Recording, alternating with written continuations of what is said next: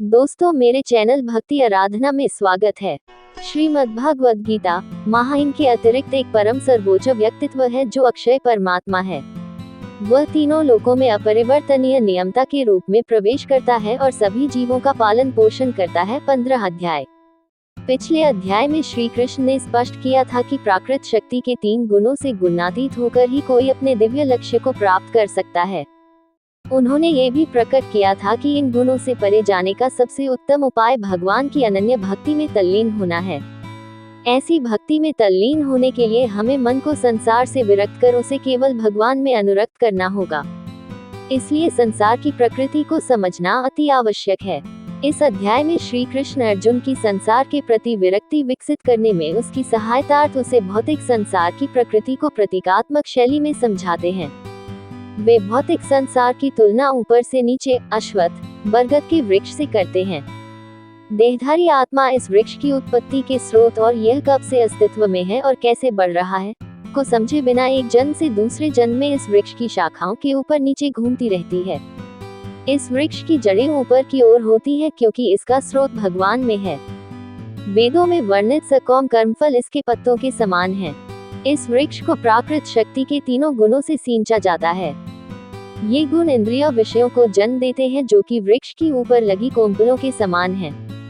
कोम्पलों से वायवीय जड़ें फूटकर प्रसारित होती हैं जिससे वृक्ष और अधिक विकसित होता है। इस अध्याय में इस प्रतीकात्मकता को विस्तृत रूप से वर्णित किया गया है जिससे कि यह ज्ञात हो सके कि कैसे देहधारी आत्मा इस वृक्ष के भौतिक अस्तित्व की प्रकृति की अज्ञानता के कारण निरंतर संसार के बंधनों में फंसी रहकर भौतिक जगत के कष्ट सहन कर रही है। इसलिए श्री कृष्ण समझाते हैं कि विरक्ति की कुल्हाड़ी से इस वृक्ष को काट डालना चाहिए।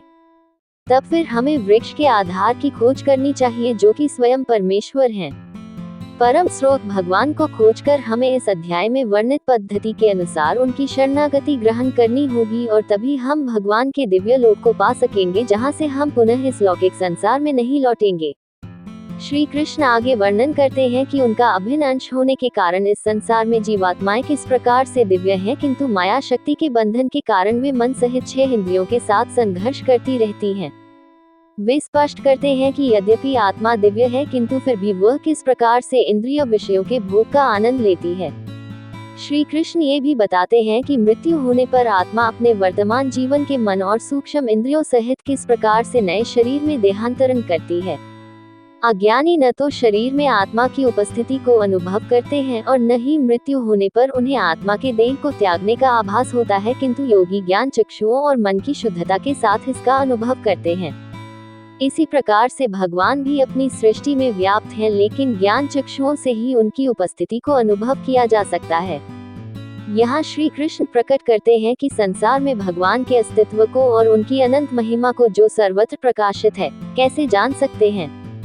इस अध्याय का समापन अक्षर पुरुषोत्तम शब्दों की व्याख्या के साथ होता है। अक्षर भौतिक जगत की नश्वर वस्तुएं हैं।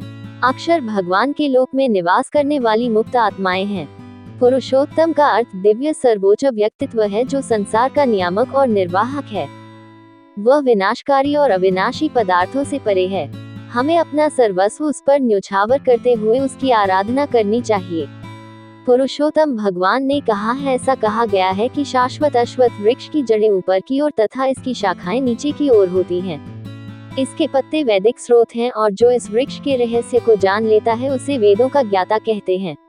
श्री महादेव जी कहते हैं, ये सारी कथा सुनकर श्रद्धालु राजा ने गीता के 14वें अध्याय भागवत गीता इन हिंदी का पाठ आरंभ कर दिया।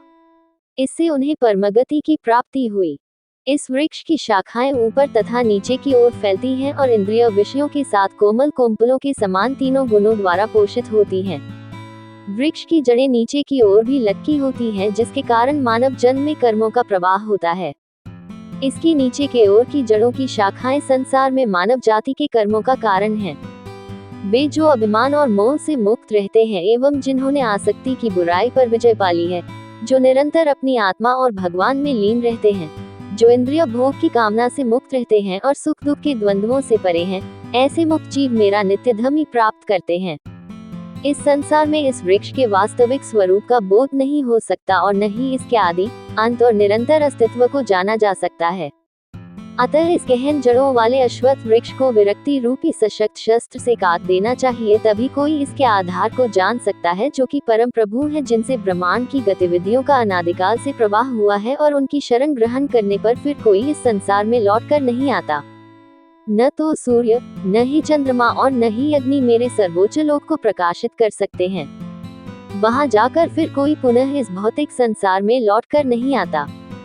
इस भौतिक संसार की आत्माएं मेरा शाश्वत अनुअंश हैं, लेकिन प्राकृत शक्ति के बंधन के कारण वे मन सहित 6 इंद्रियों के साथ संघर्ष करती हैं। जिस प्रकार से वायु सुगंध को एक स्थान से दूसरे स्थान पर ले जाती है, उसी प्रकार से देहधारी आत्मा जब पुराने शरीर का त्याग करती है और नए शरीर में प्रवेश करती है, उस समय वह अपने साथ मन और इंद्रियों को भी ले जाती है। अज्ञानी आत्मा का अनुभव नहीं कर पाते, जबकि यह शरीर में रहती है और इंद्रिय विषयों का भोग करती है, और न ही उन्हें इसके शरीर से प्रस्थान करने का बोध होता है, लेकिन वे जिनके नेत्र ज्ञान से युक्त होते हैं वे इसे देख सकते हैं।